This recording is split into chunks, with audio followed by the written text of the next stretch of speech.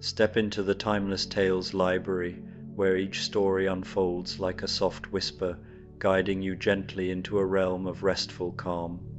I'm Oliver, your host, and tonight I'll weave a tranquil tale to quiet your thoughts and lull you towards slumber. The Timeless Tales library thrives thanks to the support of listeners like you. If these stories bring you peace, please subscribe to help us keep crafting these serene escapes. As you cozy up, drop a comment below to share where you're tuning in from tonight and tell us a destination you'd love a story to transport you to, perhaps Prague, Kauai, the Andes, or Yosemite. Your dreams light the way for our little library's glow. This story is about a stormy evening in New York City, where grown literary wanderers find their way to a mysterious hotel that appears only when most needed. As rain drums against old windows and a fire crackles in the hearth, familiar faces gather to share warmth, stories, and perhaps solve a small mystery that has settled over the building like fog. There are teacups and soft lamplight, whispered conversations, and the scent of cinnamon, and through it all, the gentle promise that some nights are made only for rest. Now, breathe slowly and let your mind drift, letting the day's worries fall away like petals from a gentle bloom. Tonight, you are stepping into the moonlit garden within the Timeless Tales library. This hall opens onto a serene indoor garden where books bloom like flowers along winding paths. Silver light filters from glass ceilings above, casting soft, calming shadows. The air carries the faint fragrance of night-blooming blossoms, and quiet streams murmur between shelves lined with stories of wonder and whimsy. Feel your body sink into your bed, your private seat within this tranquil garden. Relax your jaw, your shoulders, your fingers and toes. Let the gentle rhythm of the garden's night wrap around you, steady and soothing. Take a slow step along the winding paths of shelves. Let the stories of the moonlit garden drift into your imagination, carrying you gently into peace, curiosity, and dreamlike calm. Title: The Rainy Day Hotel. A gentle mystery in Manhattan, a bedtime story for adults. The rain comes to Manhattan like a whispered secret, soft at first, then insistent. It taps against window panes and slicks the sidewalks until they gleam like polished stone beneath the streetlights. You've been walking for hours, though you can't quite remember why, only that the evening felt restless, and your apartment seemed too small for the thoughts that needed space to breathe. The umbrella you're carrying has already surrendered to the wind, its spokes bent at odd angles, and your coat, though warm, has grown heavy with dampness. Your feet ache pleasantly, the way they do after a good long wander through the city you love. But now, as the rain intensifies and the sky darkens to deep indigo, you find yourself on a street you don't quite recognize. That's when you see it. The hotel stands between a shuttered bookshop and a small florist, though you could swear neither was there this morning when you passed this way. The building itself seems to have grown from an earlier century red brick softened by age, black iron railings curling like elegant script, windows glowing with amber light that spills onto the wet pavement. Above the door, a sign sways gently, The Rainy Day Hotel. Your hand is on the brass doorknob before you've decided to go in. It turns easily, and warmth floods out to meet you, not just heat, but something deeper. The scent of old wood and cinnamon, of coffee and rain-cleaned air. You step inside, and the door closes behind you with a soft, decisive click. The lobby is smaller than you expected, which somehow makes it more welcoming. The floor is laid with dark green tiles, scattered with Persian rugs in deep reds and golds that have faded to the most comfortable softness. A grandfather clock ticks peacefully in the corner, its pendulum swinging with hypnotic slowness. The walls are panelled in cherry wood, hung with landscapes of faraway places, rolling prairies, tropical jungles, snowy mountains, seas that seem to move in their frames. But it's the fireplace that draws you. Built from river stones and stretching nearly to the ceiling, it crackles with a fire that looks as though it's been burning for 100 years. Before it, arranged in a casual semicircle, are chairs and sofas of mismatched vintages, a velvet wingback in burgundy, a leather armchair worn smooth as butter, a settee with cushions the colour of storm clouds. Small tables stand between them, and on these tables, lamps with stained glass shades, books with ribbon markers, cups waiting to be filled. "Welcome," says a voice, and you turn to find the hotel keeper emerging from a door behind the front desk. They're neither young nor old, with silver-streaked hair pulled back simply and eyes that seem to have witnessed every kind of weather. They wear a cardigan the colour of moss and smile at you as though you're expected. A terrible night to be out, but a perfect night to be in. You find yourself smiling back, peeling off your damp coat. The hotel keeper takes it without fuss, hanging it on a stand near a radiator that hums with gentle warmth. "I'm not sure I meant to come here," you say, though it doesn't feel quite true. "Most people don't," the hotel keeper replies easily, moving behind the desk.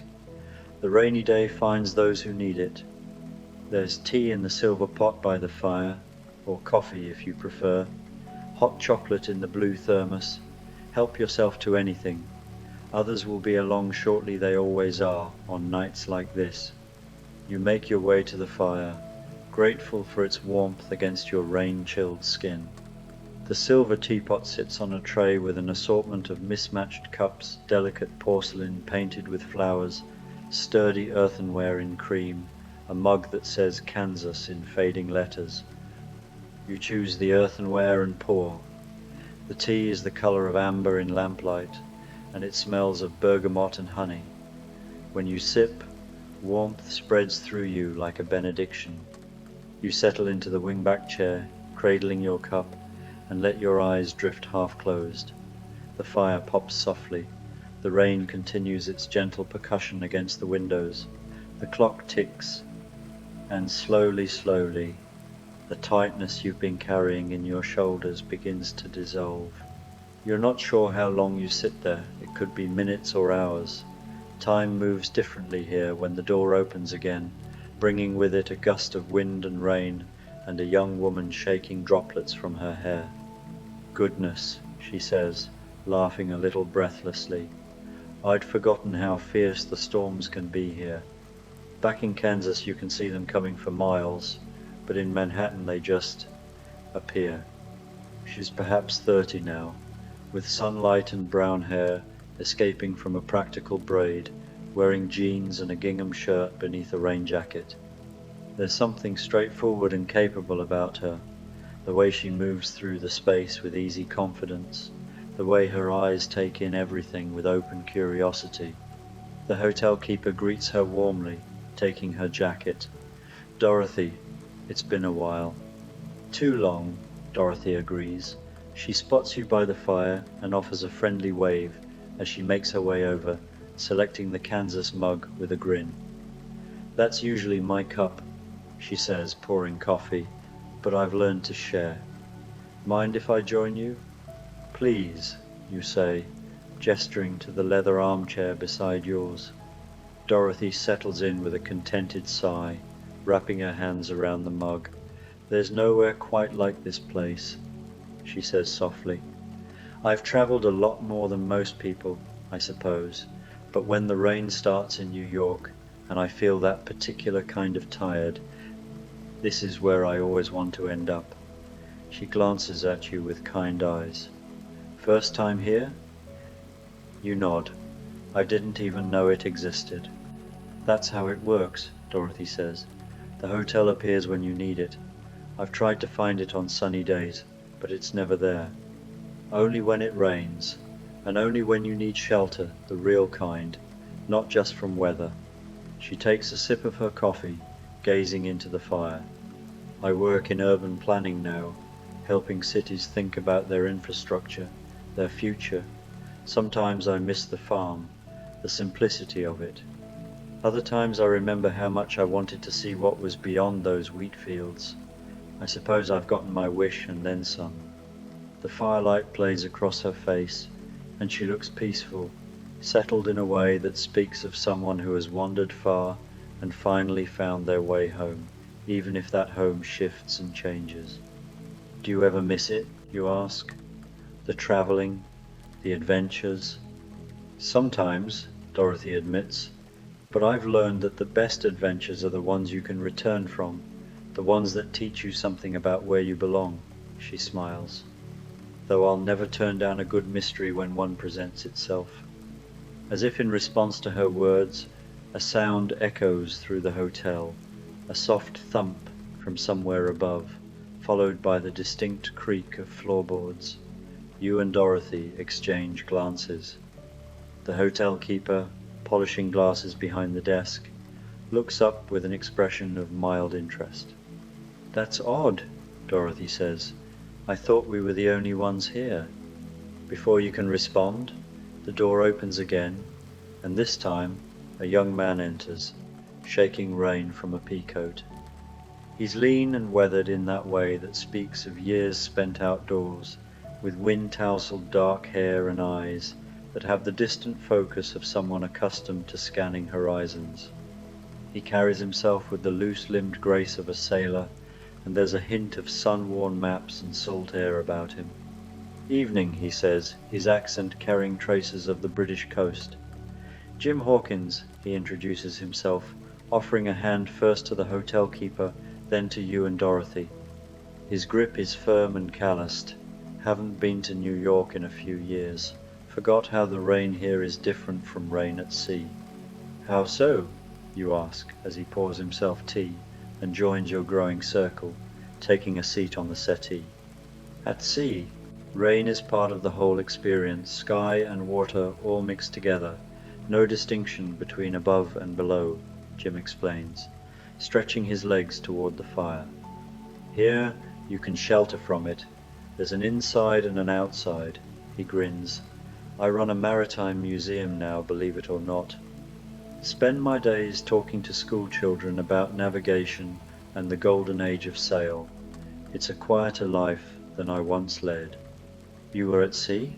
Dorothy asks with interest. "For many years," Jim confirms. "Started when I was a boy, working at my mother's inn. Had an adventure that changed everything. Treasure, pirates, the whole classic tale. Thought I'd want that kind of excitement forever." He sips his tea thoughtfully. "But I learned that the real treasure isn't gold. It's knowing when to sail and when to drop anchor. When to seek adventure and when to appreciate peace."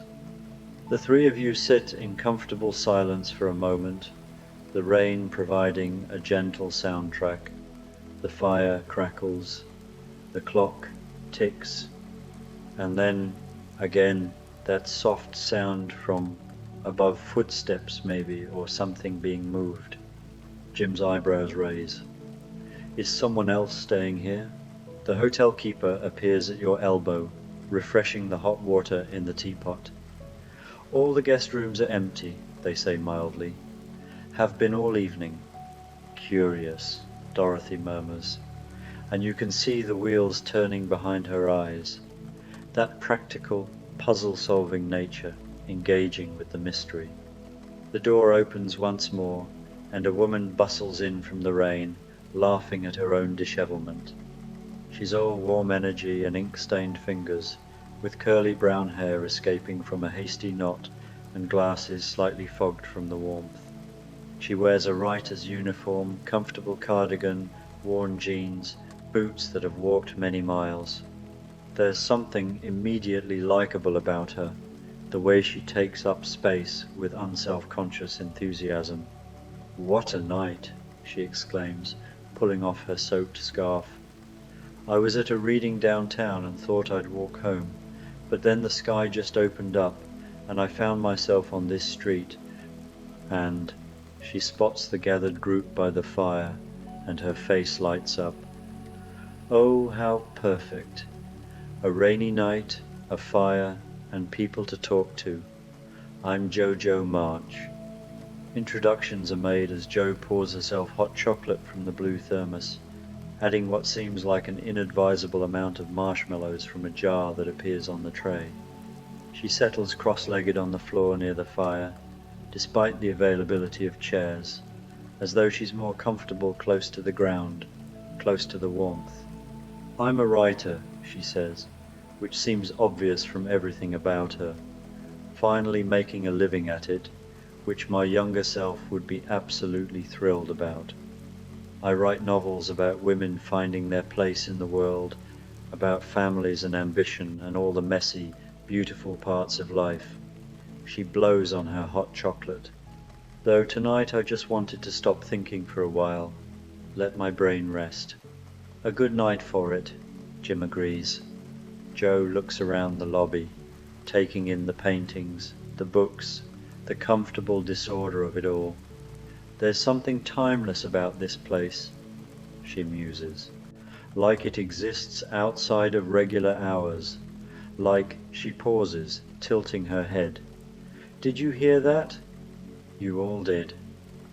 The sound is clearer now, definitely footsteps, pacing slowly across the floor above you, back and forth, back and forth.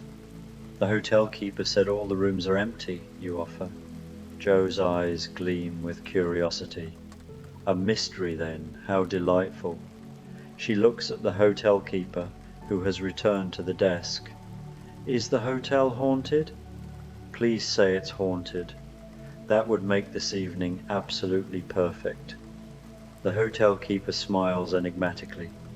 The Rainy Day Hotel has many stories. Whether they include ghosts, I couldn't say for certain. Sometimes old buildings simply make sounds. But old buildings don't pace, Dorothy points out reasonably. That was definitely someone walking the same path over and over. Before anyone can investigate further, the door opens one more time gently, this time as though the person entering is trying not to disturb anyone. A young woman steps inside, and there's something dreamlike about her, something not quite tethered to ordinary reality. She has long blonde hair that seems to float slightly even in still air, and she wears a blue dress beneath a practical raincoat, her feet in striped stockings and Oxford shoes. Her eyes are the kind of blue that seems to see more than what's immediately visible. Oh, she says softly, taking in the scene. I was hoping this place would be here tonight. Sometimes it is, and sometimes it isn't. She speaks with the slight formality of someone who grew up in an earlier era, though she can't be more than 25. I'm Alice.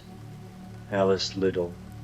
There's something about the way she says it, the full name, clearly, as though she's used to being asked which Alice she is. She accepts tea from the hotel keeper and joins the group, perching on the arm of the settee next to Jim with the kind of balance that suggests she's comfortable in unusual positions. I teach mathematics at Columbia, she says in response to the unasked question. Probability, mostly. Logic. The kind that holds up in the real world, not the kind from. She trails off, smiling slightly. Well, other places, though I find the two inform each other more than most people think.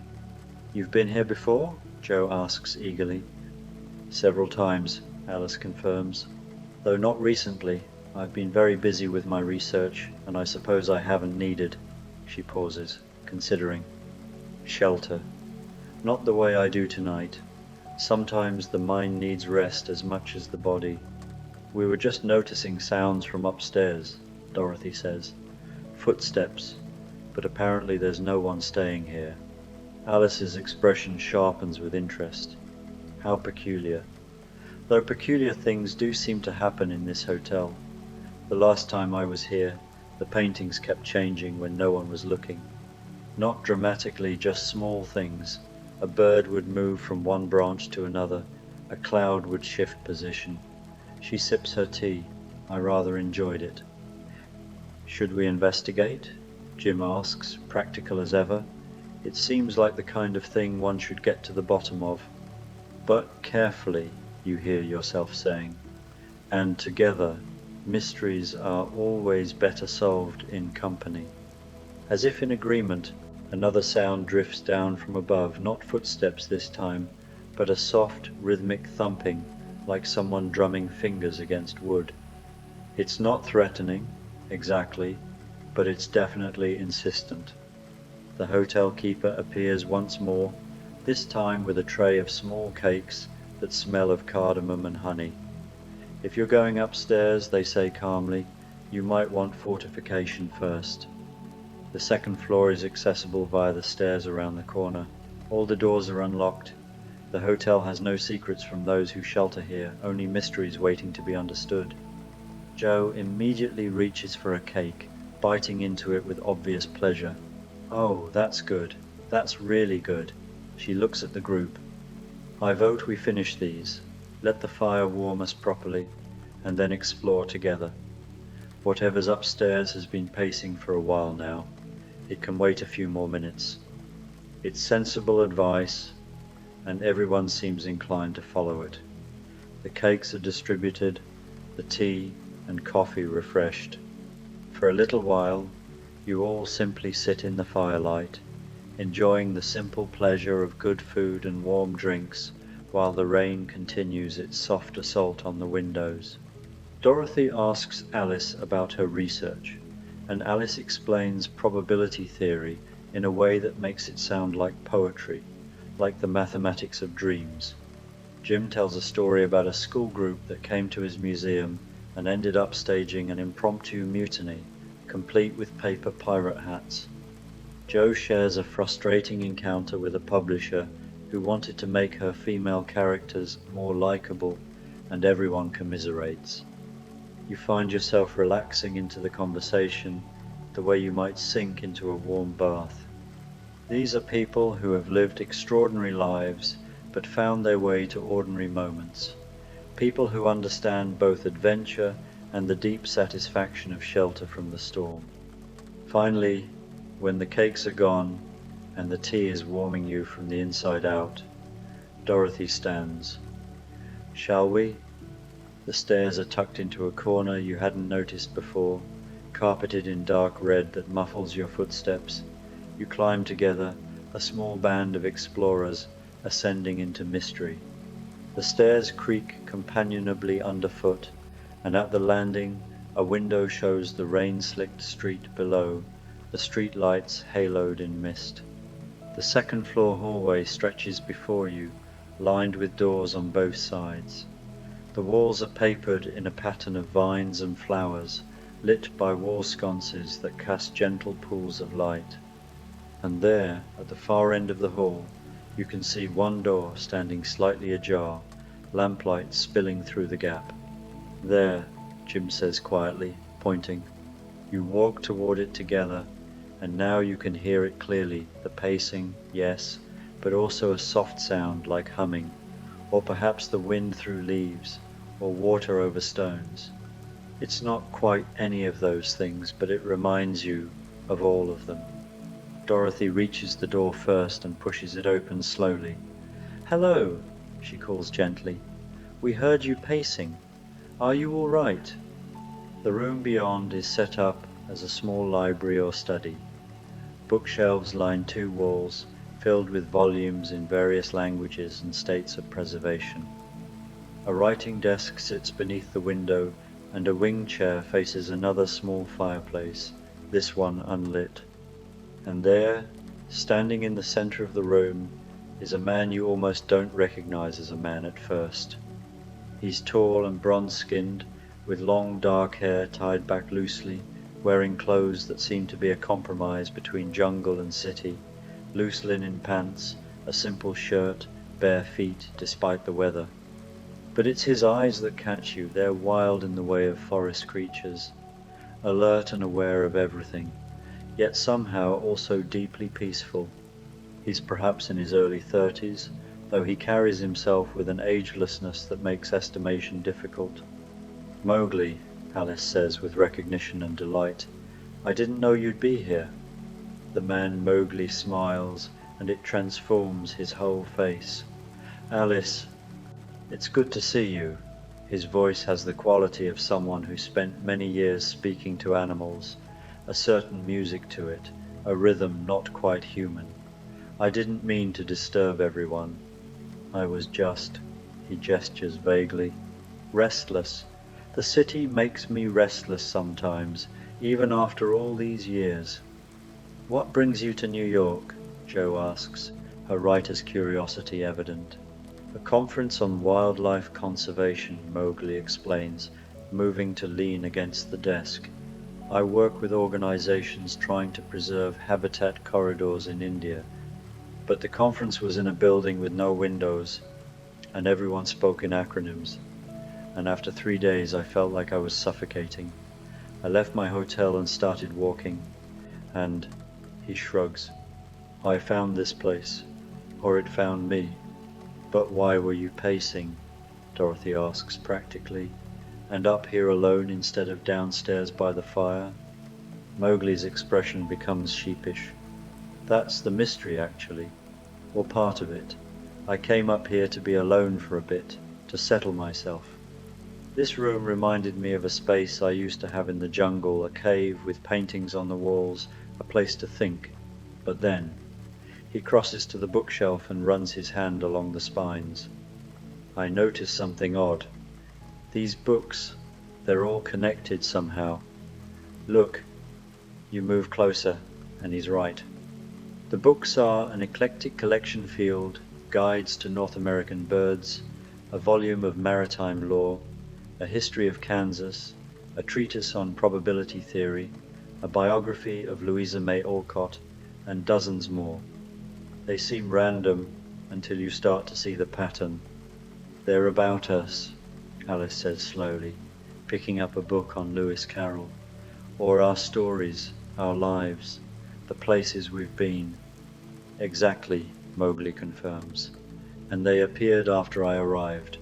When I first came into this room, it was empty except for the furniture. But the longer I stayed, the more books materialized.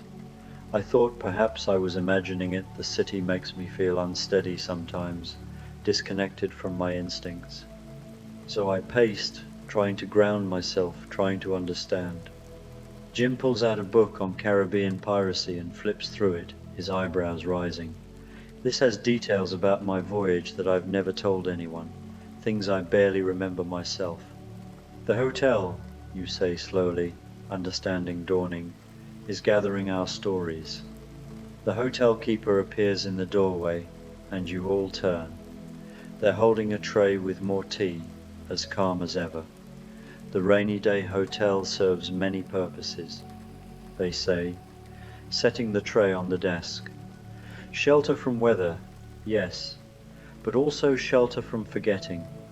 Every person who enters leaves something of themselves here, not taken, but offered. Stored, preserved. They gesture to the shelves. These are your stories, the ones you've lived. The hotel keeps them safe. But why? Dorothy asks. What's the purpose?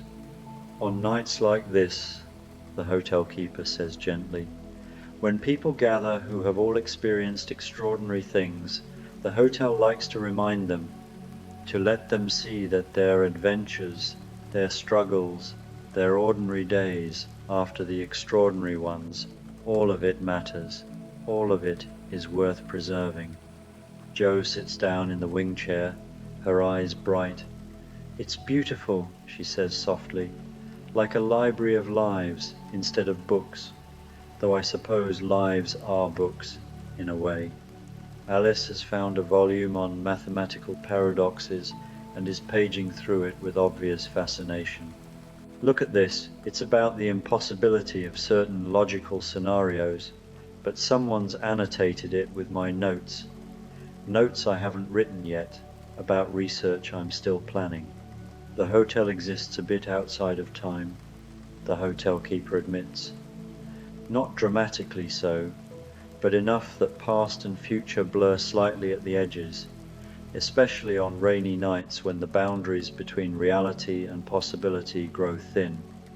Mowgli has relaxed considerably, no longer pacing but settling onto the floor with his back against the bookshelf, perfectly comfortable. "I thought I was losing my mind," he admits. "But this makes sense in a way that the conference never did." So the mystery, Jim says, is that there was no mystery at all. Just the hotel doing what it does, keeping our stories, giving us a place to be complete. "I'd argue there's still mystery," Dorothy says with a smile, "just not the threatening kind, the interesting kind, the kind that makes you think." You all drift back downstairs eventually, bringing some of the books with you, each person selecting one or two volumes that speak to them, to memories or futures they want to hold close. The fire has been refreshed and burns even more warmly than before. The rain continues, but it's a lullaby now, not a storm, gentle and steady and infinite. The group arranges itself comfortably in the circle of chairs and sofas. Mowgli sits on the floor again, his back against Alice's chair, utterly at ease, in a way he clearly wasn't when he first arrived. Joe curls up in the corner of the settee, already making notes in a small journal she's produced from her pocket. Jim and Dorothy share the sofa, both looking relaxed and content. You sink back into your wingback chair, your teacup refilled with something that tastes of chamomile and honey and starlight. "Tell me," Alice says after a while, her voice soft and wondering, "do you ever miss it? The impossible things?" "I do, sometimes.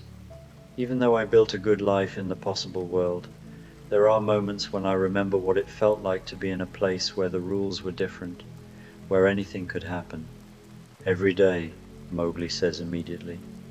"The jungle raised me, and I'll never stop being partly wild, but I also know I couldn't have stayed there forever.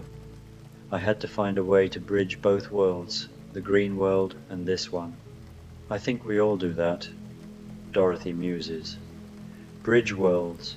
We've all been somewhere else, somewhere extraordinary, and then we've come back, or forward, and we try to carry the best parts with us. The real magic," Joe offers, looking up from her journal, "is finding places like this, places that acknowledge both lives, the before and the after, the extraordinary and the ordinary, places that let us be whole." Jim raises his cup. "To the rainy day hotel then, to shelter in all its forms." You all raise your cups, tea, coffee, cocoa, and drink to that. The fire crackles its agreement. The clock continues its peaceful ticking. Outside, the rain falls and falls, washing the city clean. The conversation flows like honey after that, sweet and slow. Stories are shared, but not the dramatic ones instead, the small moments. Alice talks about a student who finally understood probability after she explained it using playing cards.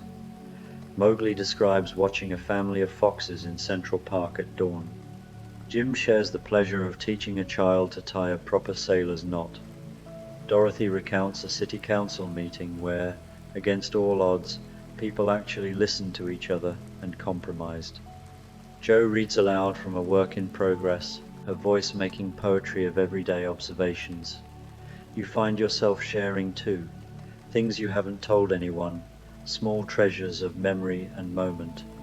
And everyone listens with genuine interest, with presence, with the kind of attention that makes you feel seen. The hotel keeper brings more refreshments, small sandwiches, cookies, fruit that tastes impossibly fresh.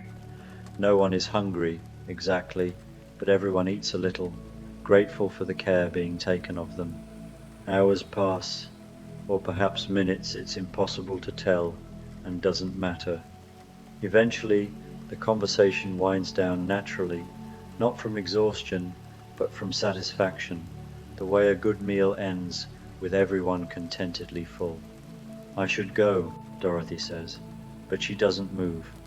"I have early meetings tomorrow." "I should finish my chapter," Joe adds, equally stationary. The museum opens at 10, Jim murmurs. But none of them leave. Because here, now, in this moment, everything that needs doing in the outside world can wait. The rain has given them permission to pause, and the hotel has given them a place to do it safely. Alice is the one who finally puts words to what everyone is feeling. I think the real mystery, she says softly, isn't why the books appeared or how the hotel exists. It's why we all needed to be here tonight at the same time. What we're sheltering from. There's a long, comfortable silence as everyone considers this. The relentlessness of it all, maybe, you venture. The way the world keeps demanding we move forward, be productive, achieve, never pause. The loneliness of being the only person in the room who's lived through impossible things, Mowgli adds quietly. The pressure to have it all figured out, Joe says. To be the finished version of ourselves, instead of still becoming. The exhaustion of always having to be strong, Dorothy contributes. The fear that the extraordinary parts of our lives are behind us, Jim finishes. The hotel keeper, who has been quietly straightening things behind the desk, comes to stand at the edge of your circle. The rainy day hotel appears. They say, for those who need to remember that rest is not weakness, that shelter is not surrender, that gathering together in a warm place while the storm passes is not escape, it's wisdom. Thank you, Alice says simply, and the hotel keeper inclines their head. The hotel thanks you, they reply, for bringing your stories, for sharing your warmth, for solving the mystery of why you're here. The answer is always the same, really. You're here because you need it to be, and that's enough. The fire burns lower, embers glowing like captured stars.